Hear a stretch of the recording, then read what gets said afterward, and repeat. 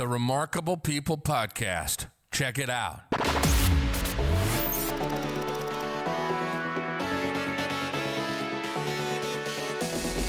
The Remarkable People Podcast. Listen, do, repeat. For life.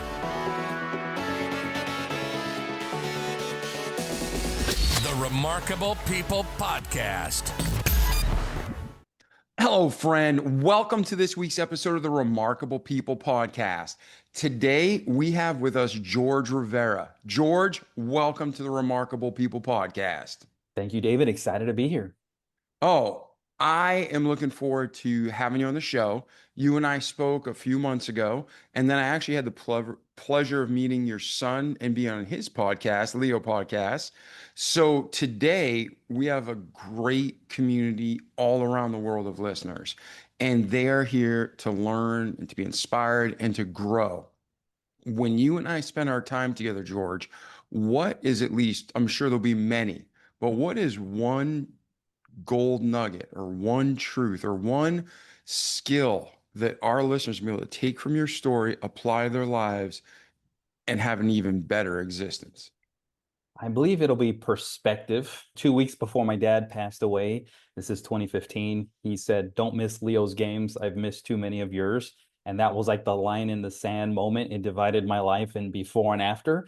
And it made me realize that I could always go out there and make more money, but I can never redo a childhood. So I believe sharing that perspective with the world is the reason why God's got me here right now. And I'm looking forward to sharing that with the audience. Yeah, I couldn't agree more. Ladies and gentlemen, we can make more money.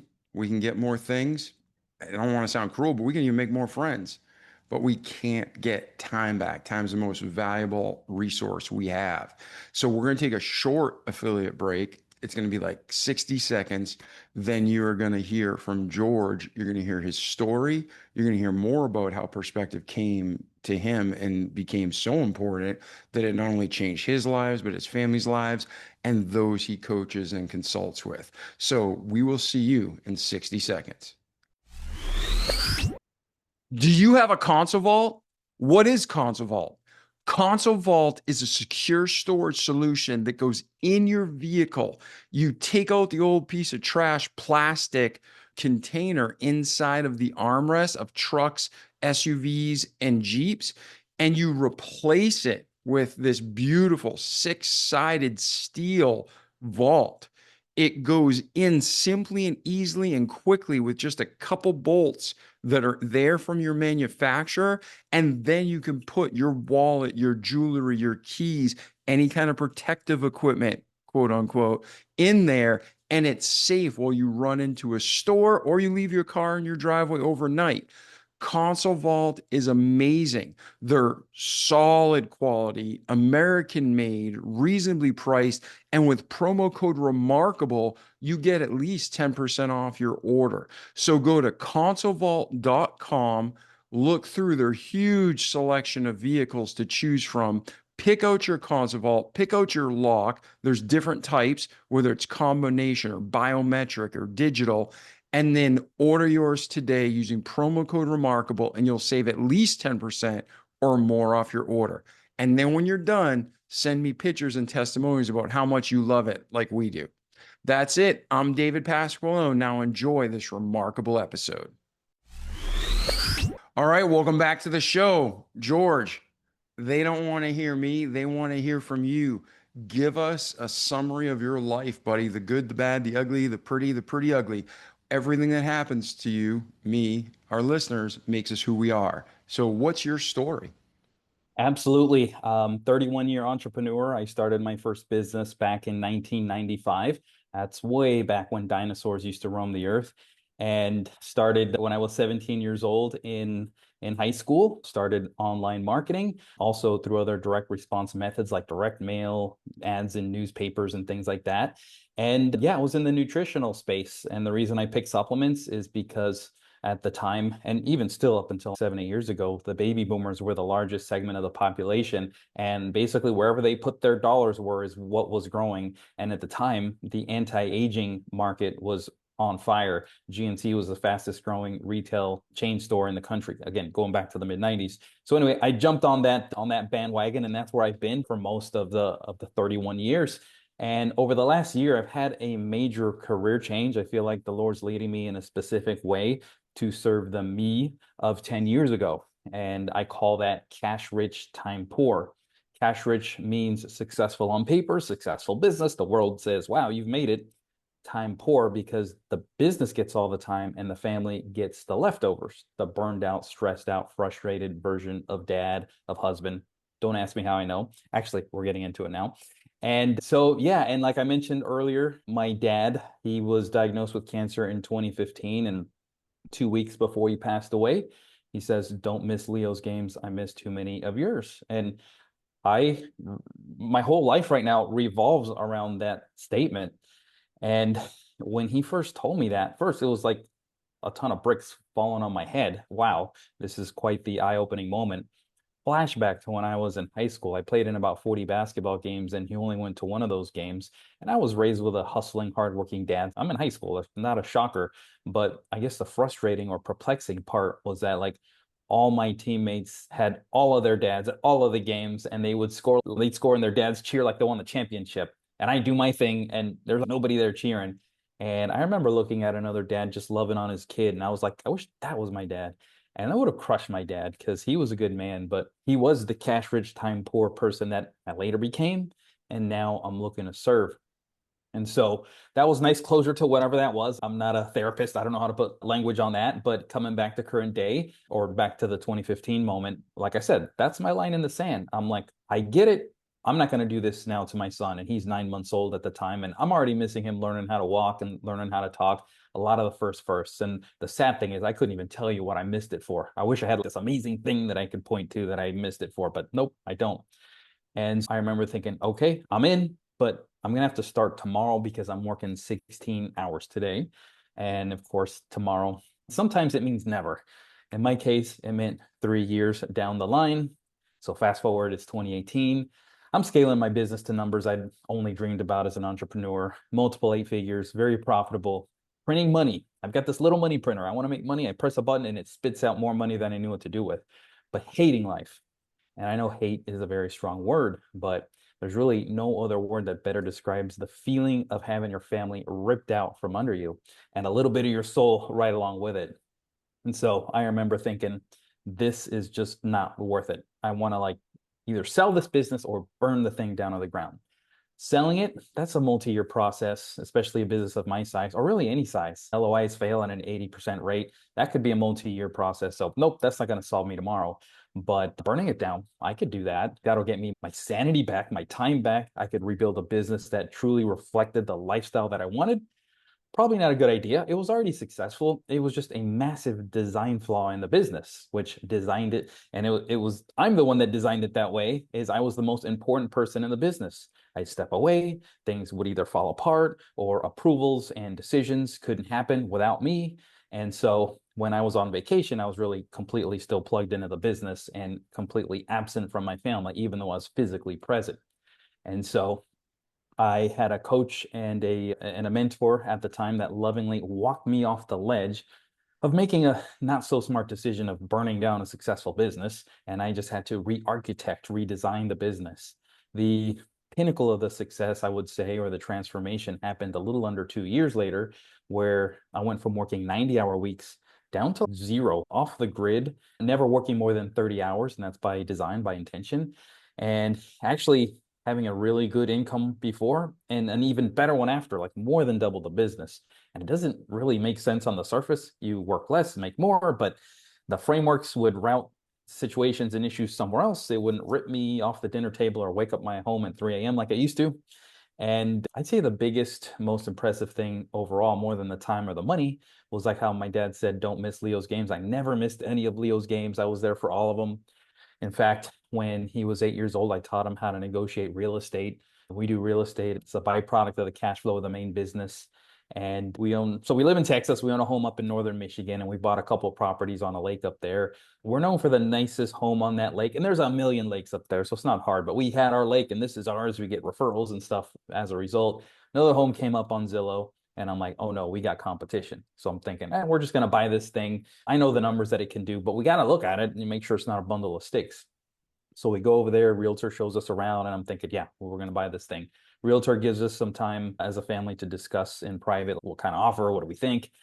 And I was like, okay, the old me would have said, Leo, here's an iPad, there's a couch over there, knock your socks off. And I'm sure he would have the time of his life playing for a couple hours.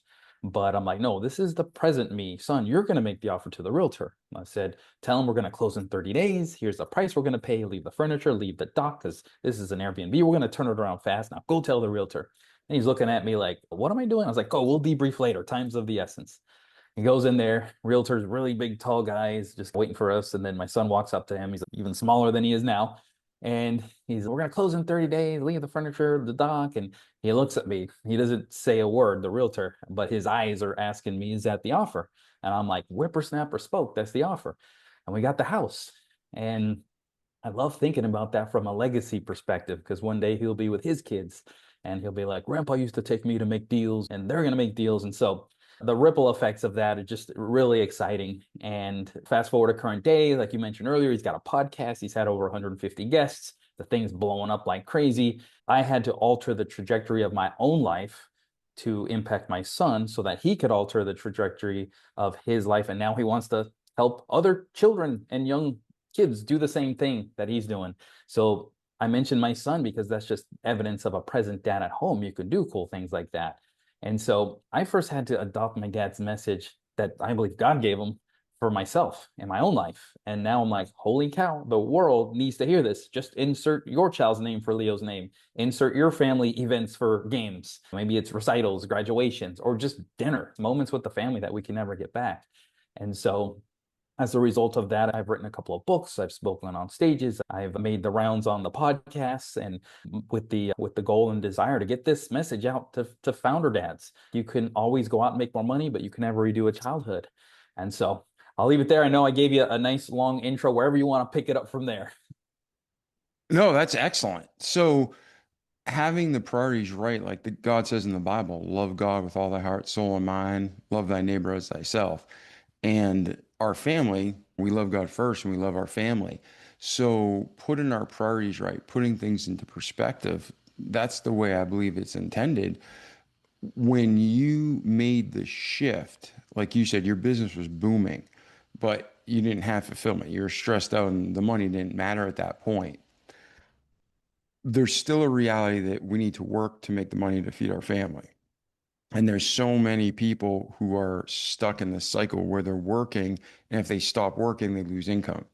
So, what tips do you have for that transition to go from whether you want to call it the rat race or the chaos of just moving 16-hour days working to transitioning out to where you're working less and making more? Yeah, that's a good question. And everybody's at a different level in their business. And there are seasons where the founder has to be the one to put the pedal to the metal. They have to be the one to do things because they might be tight on resources. And it's got to come from either time or money. It doesn't just come from anything else. And so there's a season where sometimes the founder does have to do that. And my suggestion to anybody that finds themselves in that position is you're scaling one of two things. You're either scaling freedom or chaos. And there's a proper way to scale freedom. Even if you're a one-person shop, set things up with the intention and the idea that there's going to be more people to come in and help there. And we can go in more detail on that. But on the other side, once you've reached that level, and like I said earlier, my audience, the people that resonate with my story are the cash rich, time poor. They've already reached a level of financial success. The world might consider them, they've made it, they've climbed the top of the mountain, but they find themselves still trapped in what I call the founder prison because it was a poor design from the beginning, relying on the founder's nervous system essentially to run the business. And for those in that situation, in that position, you have the resources, likely have people on your team, or can expand it in order to get things off of your plate like I did. And it starts with a process to identify what those things are. But once you taste a little bit of the freedom, you get addicted to doing this as much as you possibly can. And so that's my message is if you're able to do it, then the benefits and the reward on the other side are so worth it. And I want to work with people who want to do it so that they can get back with their family. And there's frameworks to reconnect with your family as well. It's not, hey, good luck. Hope that family thing works out. It's no, we have to intentionally reconnect with our family and restore the bond that's been broken over years of broken promises and canceled commitments, not with any negative intentions, but that's just how life happens. Sometimes it just pulls us in that direction and we don't know that we have a choice. Yeah, and it's a constant struggle and balance and juggling act. So, what is your primary business now? Where did you land as of today? Yeah, absolutely. Now I help founder dads. That's my primary goal, is to help founder dads buy back 10 to 20 hours a week so that they can restore the bond with their family while their profits grow.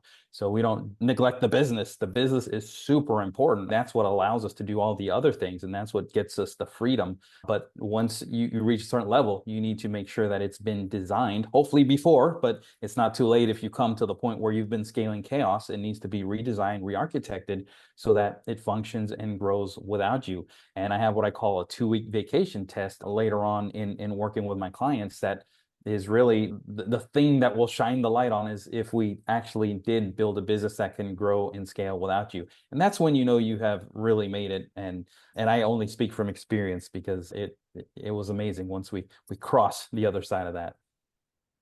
Yes, and what you're referring to is when you can leave the business for 2 weeks and it not only survives, but it thrives. It doesn't fall back. That's it. Grows and scales. It needs to continue to, like you said, thrive. Yeah, we can't be going backwards. That's not good for anybody. Yeah, exactly, exactly. So there's people who are listening like, yeah, that all sounds great, but that can't happen in my business. If I leave, it'll fall apart. What are some of the things, if you were to go one, two, three, hey, here's a self-evaluation checklist. Are you doing these things? Maybe you need to reevaluate. Or what are some things people can do that you see habitually, like consistently, the same traps people fall in? Yeah, no, I have a tool called the Founder Dad Diagnostic that essentially starts that process. And yeah, I totally resonate with that thought of, yeah, that's good for you, but that could never happen to me. I was very skeptical at first until you start getting it in motion and then you see some of the fruits of that. And then you're just, like I said earlier, you're just addicted to it. You want to say, okay, what else can I get off my plate? But the first thing is you need to shine a light on exactly all the things that you're doing. And most founders, they already know they're doing a number of things that they shouldn't be doing. So that's like the low-hanging fruit. Most people can rattle 4 or 5 things off quickly that would naturally get them 5 to 10 hours a week back or more. So that's if they know. But if you're like, I don't really know what that is, then you could do what I call a Freedom Audit, which is a 2-week audit. You're documenting everything that you do. And by the end of that, you're going to have this pretty large list of things that you've been doing on a daily basis. And what you want to do is run those things by what I call the 10K per hour filter. Just exchange 10K for whatever number is what your hourly value is worth. So come up with a number that you feel accurately represents your dollar per hour value, and then double it because I think most people undervalue themselves. And then once you have that number, you take all of the tasks that you found through the audit and you run it through that filter. And some things are going to stay on your plate because those are the things that bring revenue for the business. Those are needle moving activities that every founder should be doing. And then there's a number of things that don't meet that criteria that goes off of your plate. Now, there's only 3 things you could do with those things that go off the plate. And that's what I call the time liberation trifecta. It's eliminating anything that doesn't move the needle. And sometimes it's just meetings, endless meetings with note takers now and people having other team members on there. Those some low hanging fruit things that can be reduced or eliminated. And then it's automating anything that repeats. And with AI these days, it's easier than ever. And then delegation, but delegating outcomes, not delegating tasks. Delegating outcomes is how you get to the outcome that you want. When you delegate tasks, that essentially causes what I call context switching, which is a killer of productivity. Context switching is when you're the founder, you're working, and then somebody you've delegated to, or you think you delegated to, they come up and they start asking you questions about the task. Takes on average 23 minutes. I'll find the study on that, but takes 23 minutes to get back on task. And when you get interrupted 4 or 5, 10 times a day, that can add up to hours of killed productivity per day, per week, per month. When you look at it on an annual basis, it's insane. Weeks of life and productivity completely killed. So yeah, that would be the first thing. And then what you do from there, there's more in the frameworks and the steps, but we need to shine a light on all that you're doing and then see what it is we can separate so that you don't ever do it again. And then we got to figure out what we do with those. Let's dig into the delegating outcomes, not tasks. That sounds so simple, but I think that's something that a lot of business owners really don't understand. Say, I get it, but they don't get it because if they got it, they wouldn't be in the position they're in. It's like that click moment when something really clicks. So, ladies and gentlemen, when George is talking about delegating outcomes, not just a task, listen closely, maybe rewind and replay this. Make sure you have this right. So, George, go through and talk about the differentiation between delegating outcome versus a task. Absolutely, yeah, big difference. And I thought I was doing it right for so many years, but I wasn't. So delegating an outcome is when you are showing the person you're delegating to what the finished product looks like, not just saying, here's how you do it. Yes, you need to also show them the steps on how to get there, but then you also give them the liberty to reach that outcome in a more efficient way. And so the easiest way that I know to do that is to utilize AI. 5, 6, 7 years ago, or even less than that, there wasn't any sort of sophisticated AI. You used to take hours to do this, but now it's pretty easy. What you do is talk into your favorite local language model or what have you, and tell it exactly what it is that you're trying to do. And then it will give you back an SOP, standard operating procedure. You want to double check it to make sure for its accuracy. It'll be 85, 90% right. But since you know it well, you want to make sure you're reviewing it. And then what you do is also provide a Loom video or use your favorite screenshot tool and go show yourself through the process of what it is that you're doing. And then what I do is I'll put that on a Google Doc. I'll put the SOP along with the Loom video, and then I'll ask the person I'm delegating to, hey, you got 10, 20 minutes, however long it takes to review something, because I've got some time now set aside to review this with you to make sure that you understand. And so they review it. If they have some questions, that's when we're like really crystallizing the process. And then once they give me the okay that they fully understand, I'm like, great, this is yours. You own it. I should never, ever have to revisit this. Of course, you don't want to like say, don't ever ask me anything about it, but you want to have structured time, a structured cadence, could be once a week, could be once a quarter. Figure out what works for your company. I find that every other week usually works well, to where it's like 15 minutes and you have any questions or concerns that are not urgent, that's where you bring them so we can discuss it. That'll essentially kill the context switching that really makes productivity suffer. And yeah, that's the process at a high level. It's not super duper exciting, but the outcome of it is essentially getting the quote tasks that you're delegating to done correctly because you showed them the outcome. It gets you your focus back because you're not constantly interrupted. If there are urgent situations, which sometimes there will be, you have to give them a structure that escalates it to meet the criteria of urgent so that they can think through and even attempt to solve any problems before they escalate to you. And yeah, this was my first step to getting my freedom back. And let's talk about open door policy versus common sense open door policy, or whatever you want to call it. I remember I was working as a chief operating officer for an organization, and we had 50 people in house, and it was chaos in the sense of it was just booming business, right? Things were just constantly ongoing, and many things were on fire. And one day I have one of my employees roll down the hall and he's 4 minutes, 37 seconds. I'm like, what? I read a stat that every 12 minutes, the average manager is interrupted. I've been timing you all day and people walking in your office or you getting a call and he's 4 minutes and 37 seconds. And I'm like, really? And that was a huge eye opener to me. And I said, okay, number one, thank you. Number two, stop timing me and get back to work.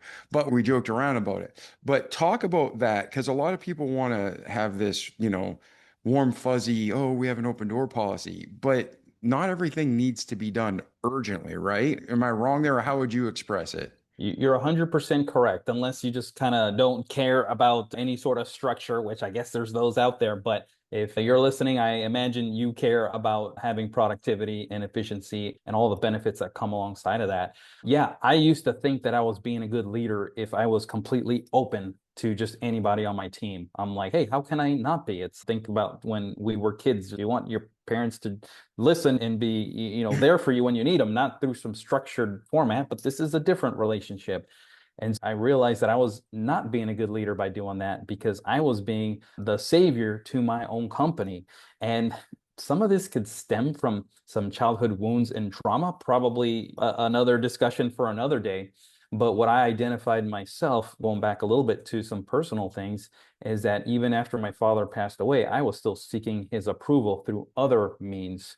And the feeling of being praised and accepted was something that I still craved throughout life. And you add in the fact that I had no structure for communicating with my team, plus this craving and desire for acceptance. I was like, yeah, you got problems, come to me, I will help you. And George is a firefighter for the business, and there's like a dopamine hit that comes with that.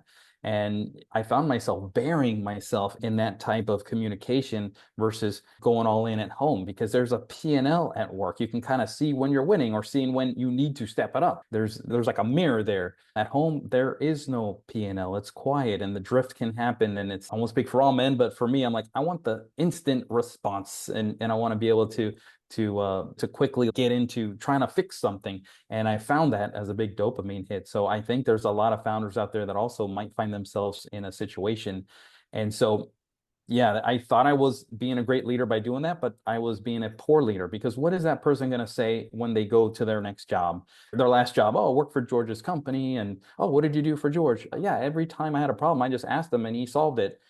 Okay, they didn't learn how to think, they didn't learn how to research, they didn't, or they had a season in their life where they didn't do those activities. That's not going to look good on them as they move forward with another career or another job. But if I'm able to say, look, here's the standards, here's the SOP. If there's an emergency, by all means, I want to know about it, but here's how you escalate this. What have you tried? And oftentimes, when they go through the process of escalating, they figure out the answer before it even needs to come to me. And that's how you train and empower leaders within your own team. And those are skills that they can take that'll translate into bigger and better things later down in life in their career. Yeah, hopefully that answered your question. I probably veered a little bit there, but yeah, that's how I see it. Yeah, no, most entrepreneurs and business owners actually have control issues. And that's not to be insulting. It's the things that make them successful can also hurt them. Like you said, and you alluded to, the same skill set that makes you successful in business sometimes sabotages you in the home, right? The communication style, the leadership style. So when we're talking to business owners and entrepreneurs and they're dealing with their staff, they don't want to let anybody fail, but sometimes you gotta let them fail so you can have long-term success. Is that correct? Absolutely. Yeah. And sometimes the best way to see what's broken in your company is to, like you said, let them fail, let something fall through the cracks. I like to say, hey, just take the afternoon off and see what happens or what doesn't happen. And that'll give you the best indicator of what needs focus. Yeah, no, I think that's fantastic. So where are you today, George, and where are you headed next? Absolutely. Yeah. Today, like I said earlier, my goal is to find those cash rich, time poor founder dads who are successful on paper, but they're feeling the drift at home and they know they got to reconnect at home, but they don't believe it's possible because, while they want to be at home, they're like, but my business and my role is what brings in the money to pay the bills for the home and the cars and the vacations that they like. And I just want to say that I was there too. And it wasn't until I started doing the things that I mentioned earlier that I got my freedom and I was able to plug in and alter the trajectory of my family. And so my goal is to help other men do that. And however God puts me in front of them, it could be through a book, through a podcast like this, it could be through helping them walk through this together or any which way. And I also host dinners at my home here in the Austin area. And I'm going to start up in Northern Michigan at some point as we have another home up there. And yeah, it's just for men to come and take the mask off. It's like, we know you're successful. We could all brag for days about our accomplishments. Nothing super unique there, but let's talk about what keeps us up at night. What are the stresses and the struggles? One of the most fascinating things that I've seen in this journey of hosting these dinners at my home now almost 10 times is I'll have men come in, I meet them for the first time in my home, and these are cash rich, time poor founders. They've had 9-figure exits. They're on top of the world financially, and they kind of come in with that proud, yeah, I'm good, sit down. We start talking for a little bit, and by the time they leave, they've been crying for 30 minutes because their wives are going to leave them or their kids don't like them. They have no relationship, or they're like, I made all this money, but isn't life, there's got to be more to this, right? My fifth car doesn't bring me joy like the first one did. And I keep trying to find that joy in more cars that ain't doing it. I love coming in and just being used by God wherever, find them wherever they are in that journey to seek purpose in their life. And yeah, and then just encourage them that they can actually make the impact that they were born to be. But we got to fix some things, and every man's going to be different on what those things are. But yeah, that's where I'm headed next. Awesome. Now, if someone wants to get a hold of you, learn more about your business, continue the conversation, what's the best way to reach you, George? Yeah, founderdadtables.com will link you up to pretty much everything that I do. And you could check for any dinners. I've got men who fly in from all over the country, actually some from coming from Portugal to a future dinner. So if you're in the Austin area, even better, but it doesn't have to be. I welcome founder dads from anywhere in the world who resonate with the message. And yeah, there, like I said, you'll find links to all of my stuff. Excellent. And of course, ladies and gentlemen, we'll put links in the show notes to make your life easier. George, it's been great having you on the Remarkable People podcast today. Before we end this episode, is there anything we missed in your life story? Or are there any final thoughts or anything that you're like, you know what? Here's a gold nugget that I want you to have so your listeners can benefit. Yeah, at the end of the day, my process and working with me or consuming my book and materials, my goal is to get the founder dad out from that founder prison so that they can give that time they get back to the family and make the impact at home to be the man, the father that they were born to be. But at the end of the day, my heart breaks for the little boy or the little girl that's wondering, where the heck's my dad and why is work more important than me? And maybe they don't say it in that way, but that's the yearning of the heart. And I want to just tell that little boy, little girl, I'm trying to get to your dad. And my prayer is that the right man hears these words and says, you know what? Yes, I can always make more money, but I can never redo a childhood. We only have 18 summers with them, and that's at day zero. Most founders, when they realize that, they're like, oh my gosh, I got 4, I got 7, I got 1, I'm out of summers. And so let's realize that the time is short, time is precious, and we never get a do-over. And so if we hear this now and realize that you can never unhear it. And my goal is that by the time that the founder dad gets to the end of their days, they're not regretting like my dad was, wishing that he would have been at my games. Yeah, we're going to have some regrets, but the goal is to minimize those regrets. And you could say, hey, when I realized that there was a problem, a challenge, an issue here, I did my best that I could, and you can hang your hat up on that. So that is my parting word. I think that's amazingly powerful. And I never thought of it that way. We only have 18 summers with them. You let that set in from the time your child's born. You have 18 summers before, on average, they leave the area of the house, go to work, go to college, go to the military. That's pretty powerful. Thank you, George. Thank you, David. Appreciate the opportunity. Yeah. So, ladies and gentlemen, like our slogan says, listen, do, repeat for life. Don't just listen to the great content George brought, but do it. Apply each day the things you know to. Repeat it each day. Form those healthy habits so you can have a great life in this world, but most importantly, in eternity to come. So, I'm David Pasqualone. This is our remarkable friend, George Rivera. And thank you again, George, for being here. Thank you, David. Appreciate it. All right. And ladies and gentlemen, share this with your friends and family and strangers on the internet. We want to help as many people as we can, starting with you. So reach out to us if you have any questions, whether it's myself or George, and we'll see you in the next episode. Ciao. Ladies and gentlemen, I sincerely hope this show has inspired you. The whole purpose of the Remarkable People podcast is to inspire you, to motivate you into action, to help you have an even better life, to overcome things you've not yet been able to overcome, or to grow to the next level that you never thought possible. And all of this, not just to benefit you in this world, but to have you come to a relationship with God where it grows every day stronger, and not just this world is blessed, but your eternity is blessed. And we sincerely want to do just that and to glorify God. And we hope with this episode, we accomplish that. If we did, please let me know. It's great to be encouraged and to spread the word to our remarkable guests that it helped in your life. If we didn't, let me know. Write me an email. You can go to davidpasqualone.com, go to our contact us page, and let me know what you think. I got tough skin. Let it rip. Anything you can think of to make this a better podcast, to help you grow and to glorify God, I'm in. So that's it. Thank you for listening to the podcast. Thank you for sending us feedback. If we can help you in any way, let us know. And if you can spread the word about the Remarkable People podcast, share the episode to your friends, your family on social media, it would be a huge honor and blessing. Again, I'm not trying to be the most famous podcast in the world for my benefit. I truly want a podcast that's the best podcast in the world to help as many people as we can to have a better life, come to know Christ, to grow in the Lord, and to have that salvation so they can be with God in peace and joy in eternity.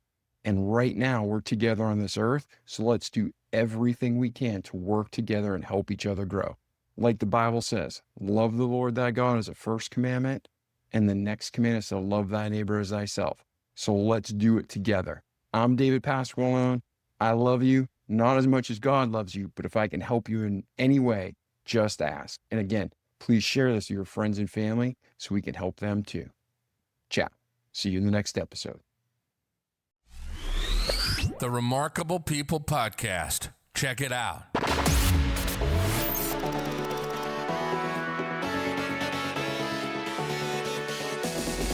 The Remarkable People Podcast. Listen, do, repeat. For life.